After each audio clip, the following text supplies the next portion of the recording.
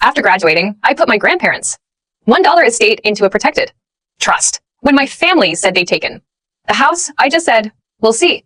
2 days later, they returned with movers and froze at who was waiting with a folder. The first thing I noticed when I pulled into my grandparents' driveway on a Tuesday afternoon in late October was that the lockbox was already gone from the front door. Not moved, not misplaced, music gone. I sat in my car for a full minute, engine running, staring at the brass door handle where a Century 21 lockbox had been hanging just 4 days earlier, the kind my grandmother, Eleanor Whitmore, had never authorized, the kind that somebody in my family had installed while I was finishing the last requirements of my master's program in estate law at UT Austin. Music as if I wouldn't notice, as if I was still 22 and too afraid to ask questions. I was 26. Music.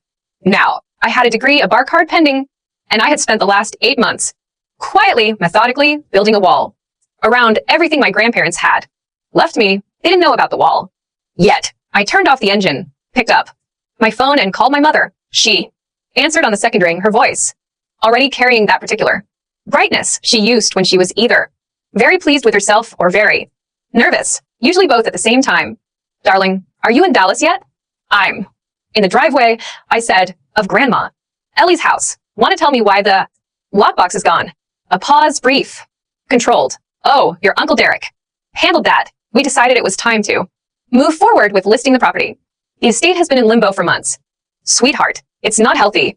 The estate has been in limbo as if I were a problem of inertia, not a person with legal standing. We'll see, I said, and hung up. My name is Jade Whitmore. I am the only grandchild of Raymond and Eleanor Whitmore, who built a modest but meaningful life in the Lakewood neighborhood of East Dallas. Over 50 years of marriage, Grandpa Ray was a civil engineer. Grandma Ellie taught high school English for 31 years. They were not flashy people. They drove a 2009 Honda Accord until the day my grandfather's health made driving impossible, and they spent their vacations at a lake cabin in East Texas rather than Europe. But they were careful people, patient people. Over 50 years, the house had appreciated from a $47,000 purchase to a property worth just over $900,000.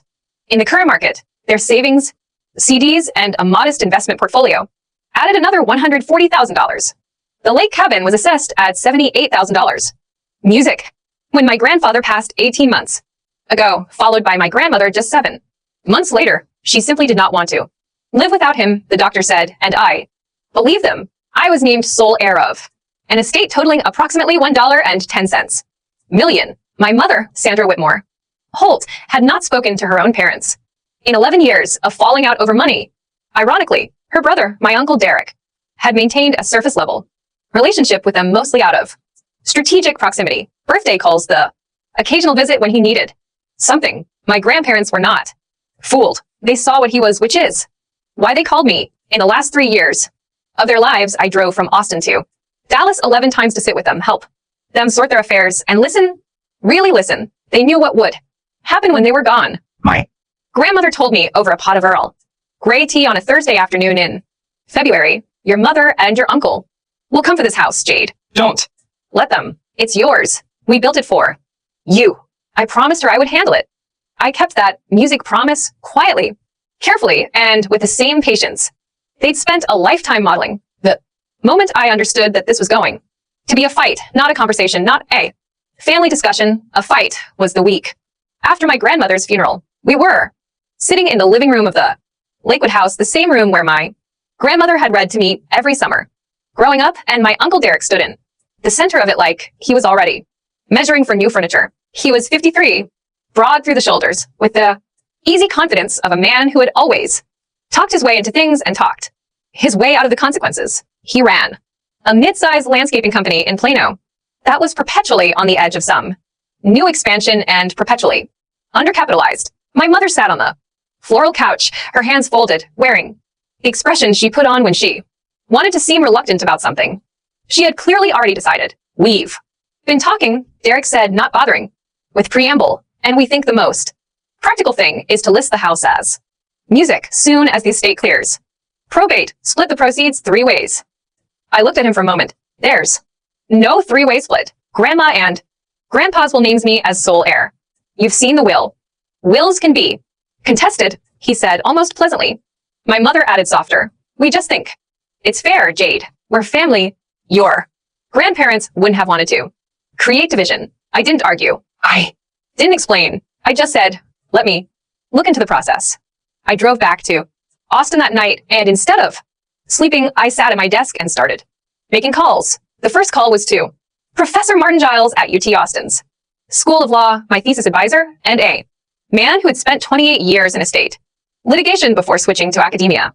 I told him the situation in full. He listened without interrupting, which was how I knew he was taking it seriously. First thing Monday, he said, call Renata Cross at Cross and Morales Estate. Law. She handled the Brennan family trust case. You remember from the reading list. She's aggressive, she's precise, and she doesn't lose. The second call was to my grandmother's longtime accountant, Harold Weston of Weston and Associates in Dallas, a 67-year-old man who had managed my grandparents' finances for 22 years and who had been present when their final will and testament was drafted. He confirmed what I already knew. The will was airtight, executed properly, witnessed correctly, and filed with Dallas County Probate Court. Your uncle tried to call me last week, Harold said with a flatness in his voice that told me everything, asking about the estate assets and timeline. I told him I couldn't discuss it. Third call, my grandfather's longtime attorney, James Whitfield of Whitfield and Partners in Dallas, who had drafted both the will and, as it turned out, a document my grandparents had prepared 18 months earlier that I hadn't fully appreciated. Until that moment, your grandfather came to me specifically, James said, because he was concerned about family interference after their passing. He was very specific about what he wanted. There's a provision in the estate plan, Jade, a revocable living trust converted to irrevocable upon his death that holds the real property, the house, the cabin. They went into the trust before your grandfather died. The probate court doesn't control them. I went very music still. The will covers the liquid assets, he continued, but the real property, the house, the lake, cabin, they're held in the Eleanor and Raymond Whitmore Family Trust. You are the sole named beneficiary, and as of your grandfather's passing, that music trust is irrevocable. I remember gripping the edge of my desk, not from panic, from something closer to reverence. My grandfather, an engineer by trade and a methodical man by nature, had seen this coming. He had built the wall himself. He had just been waiting for me to find it. I retained Renata Cross the following Tuesday. Renata was 44, a former Harris County assistant district attorney who had shifted into estate litigation after watching too many families get steamrolled by relatives with lawyers and no patience. She was music, 5 feet 4 inches, wore her hair in a natural and impeccably maintained, and had a voice that could be warm or surgical, depending on what the room needed. Our first meeting was 2 hours long. I brought every document my grandparents had given me, every communication with Harold Weston, every music text message from my mother and uncle going back 18 months. I had been keeping them screenshotted and backed up to a private Google Drive folder called Family Correspondence that had been sitting there since the February afternoon my grandmother warned me over. Earl Grey. Renata looked at the stack and then looked at me. You prepared for this, she said. They prepared me. I said, music. She nodded once like that. Settled something. Okay, here's where we are. The Whitmore Family Trust is valid, irrevocable, and you are the beneficiary of record. Your uncle and mother have no legal claim to the real property whatsoever. The liquid assets are in probate, but the will is clean, and they don't have grounds for a legitimate contest. Can they still file a contest? Anyone can file anything, she said, but a frivolous contest costs money and time, and I'll bury them in motions before it gets anywhere near a hearing. The more pressing question is whether they do anything to the physical property before we can get a formal notice of trust in front of them. She paused, and I saw the calculation moving behind her eyes. Have they taken any action toward the property? I thought about the lockbox that had appeared on the front door 3 weeks after my grandmother's funeral.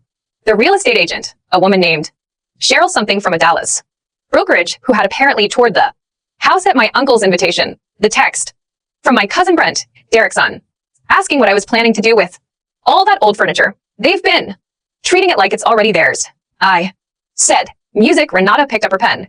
Then we moved fast. The next 6 weeks were a kind of controlled war conducted entirely through documents and phone calls and the quiet machinery of property law. Renata filed a formal notice of trust with the Dallas County Clerk's Office, establishing the Whitmore Family Trust as the titled owner of the Lakewood property and the East Texas Music Cabin. She sent certified letters to my mother, my uncle, and the real estate brokerage that had apparently agreed to list the property on Derek's representation that he was an authorized party. The letters were polite, specific, and contained phrases like unauthorized assumption of authority over trust assets and potential liability for conversion. The real estate agency dropped Derek as a client within 48 hours. I know this because the brokerage manager, a woman named Patricia Engel, called Renata directly to clarify their position, which was succinctly they had not known about the trust. They were immediately withdrawing from any proposed listing, and they were very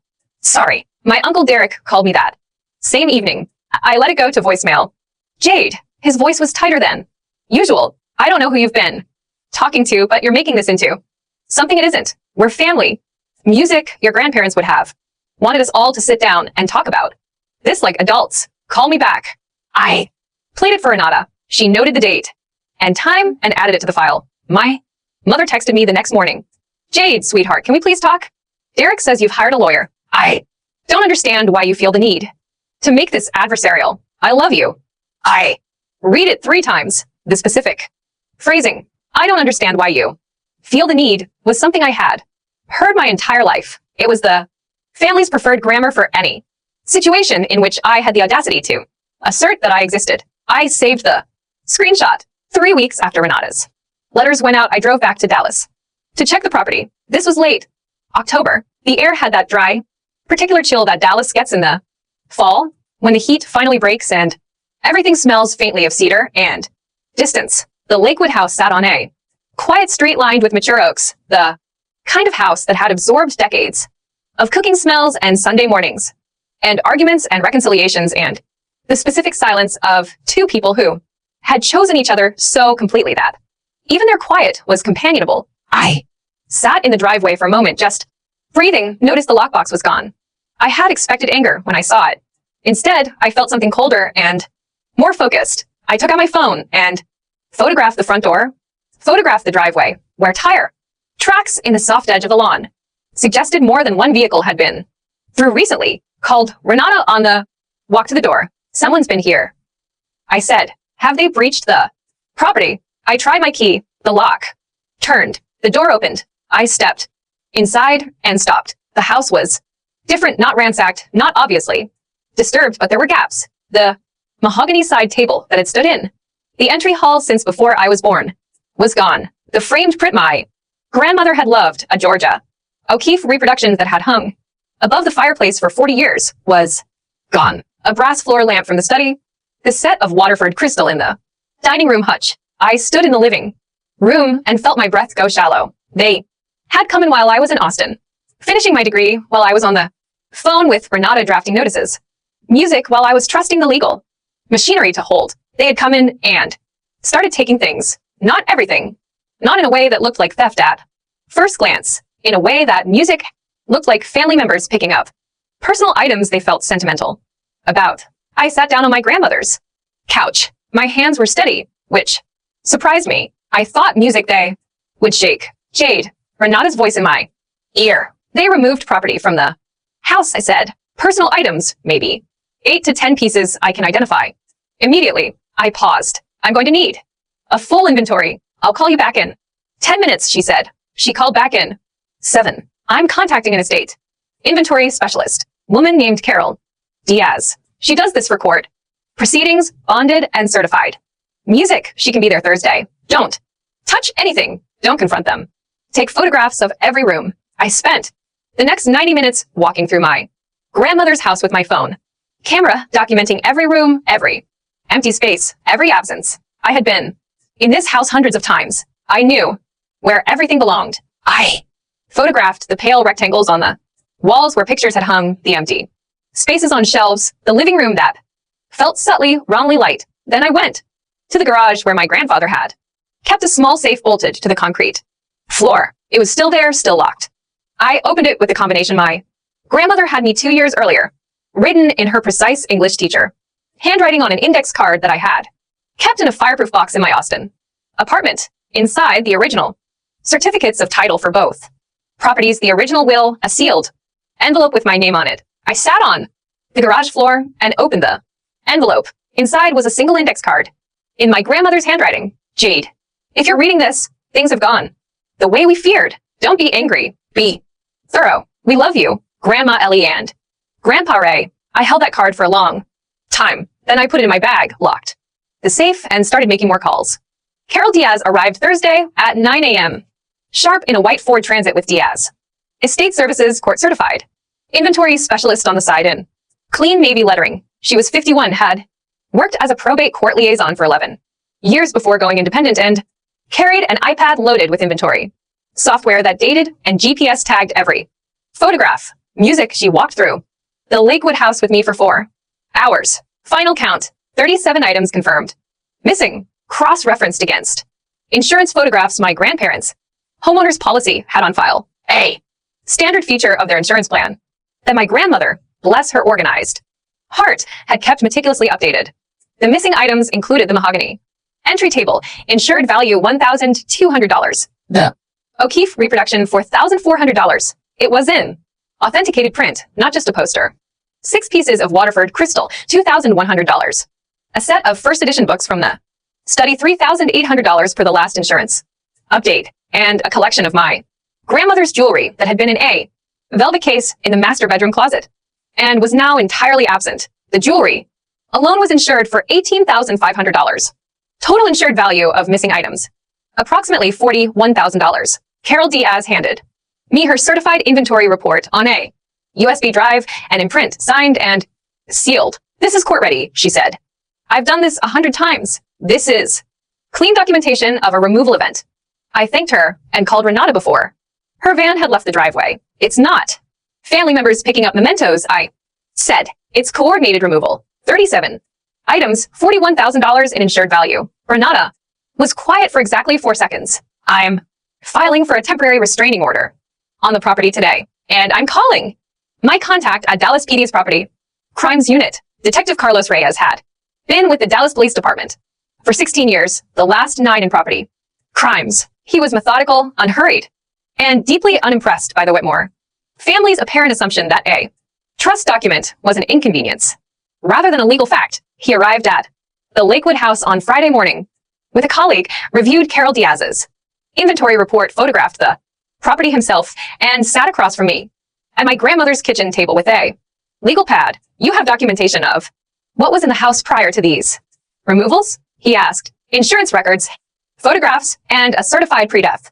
inventory that my grandparents' accountant, Harold Beston, helped them prepare 2 years ago. I set it on the table. This is a copy. He looked through it, made notes. Do you know who had access to the property? My mother, Sandra Whitmore Holt, had a key. My uncle, Derek Whitmore, also had a key given to him by my grandmother for emergencies. I was not informed about his key until after her death. Did you change the locks after she passed? I paused. Music? No, I should have. He wrote something. The trust document. Can I get a copy? I handed him the copy Renata had prepared. He looked at the first page, looked at the notarization, and nodded. Music slowly. So the property has been held in trust since before your grandmother's death? Since my grandfather's death 18 months ago. It converted to irrevocable at that point.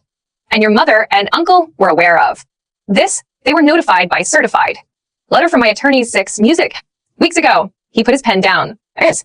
Whitmore, I want to be honest with you.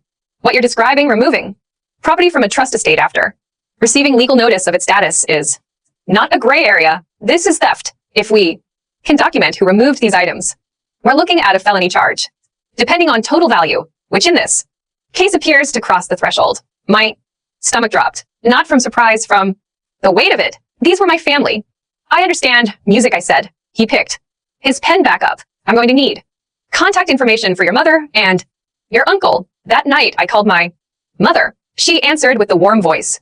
Again, but thinner this time, stretched over something tight. Jade, I've been hoping you'd call. I feel like things have gotten so out of hand. Mum, I kept my voice even. A detective from Dallas PD's property crimes unit came to the house today. He's opening an investigation into the removal of items from the estate. I need you to understand what's happening. Silence.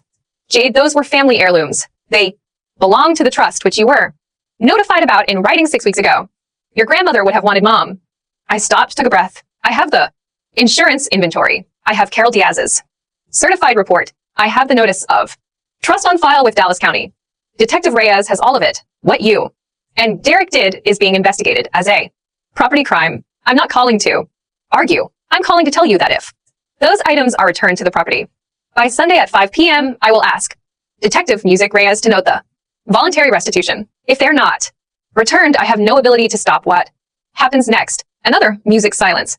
Longer this time. You're serious, she said quietly, like she was finally actually seeing me. Grandma Ellie prepared me for this, I said. I promised her I'd handle it. I kept my music promise. I heard her exhale. It was a strange sound, not angry, not strategic, just tired maybe, or something past.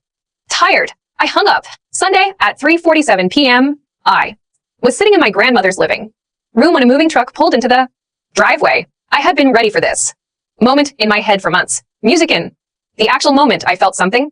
Simpler clarity. I had called Renata the night before. She had driven up from Houston that morning because that is the kind of attorney she was, and she was seated in the floral armchair beside the fireplace with her laptop open and a cup of tea she'd made from my grandmother's kitchen cabinet, looking for all the world like she belonged there. Harold Beston had driven over from his office in North Dallas, 77 years old, in a pressed gray suit, seated at the dining room table with the complete estate file open in front of him. James Whitfield, my grandfather's attorney, had joined us via video on a tablet propped on the mantel. His courtroom, gray hair visible in a small Dallas office window, and Detective Carlos Reyes was standing in the front garden with a colleague, parked in an unmarked sedan at the curb. They're not to make an arrest, but to document and observe. The moving truck stopped. The cab doors opened. My Uncle Derek stepped out first. He was wearing a weekend jacket, his hands in his pockets, squinting against the afternoon light.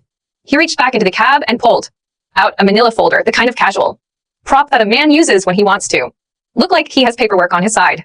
My mother got out of the passenger side. She saw my car in the driveway. Then she saw Renata's rental. Then she saw Harold's Lexus. She stopped walking.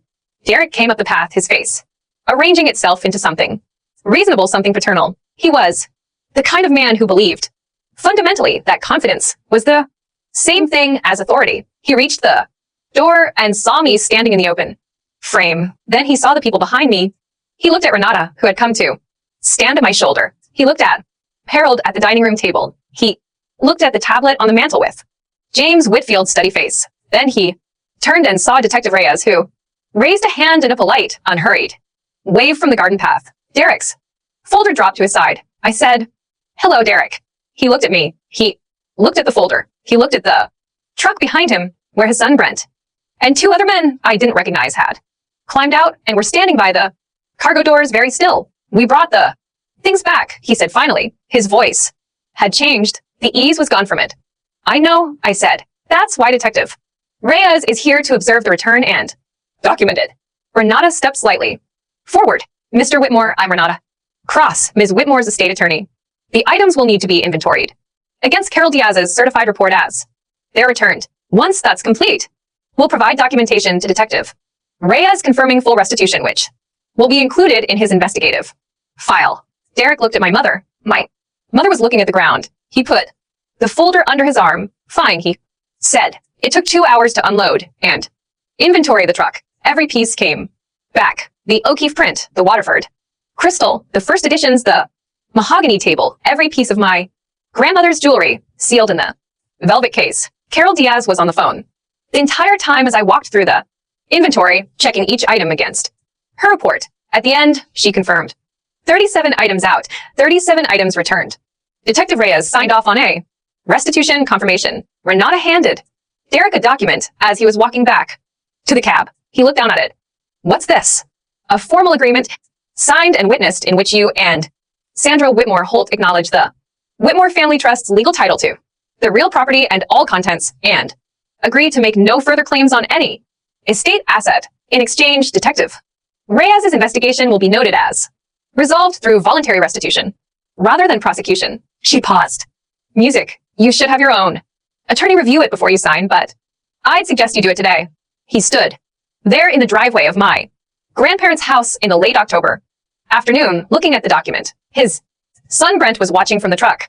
My mother stood by the passenger door, her arms crossed, not looking at anyone. Derek signed it. He handed the pen to my mother. She hesitated for a long moment, long enough that I felt something move.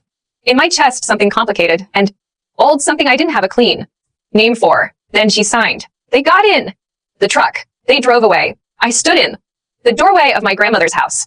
For a while after the sound of the engine faded, Renata put a hand briefly on my shoulder. Harold Beston, who had known my grandparents for 22 years, blew his nose into a folded handkerchief. James Whitfield's face on the tablet said, "Your grandfather would be very proud." I walked back into the living room. The O'Keefe print was propped against the wall where the movers had left it. I picked it up and hung it back above the fireplace. It looked exactly right. 6 months later, I live in the Lakewood house now. I moved in January after Renata completed the full transition of trust assets into my name. The lake cabin I've kept too. I spent a week there in March sitting on the dock with coffee in the mornings watching the water. My Uncle Derek's landscaping company, I'm told, is in a difficult period. My mother and I have not spoken since October, but she sent me a card at Christmas. It said simply, "I hope you're well."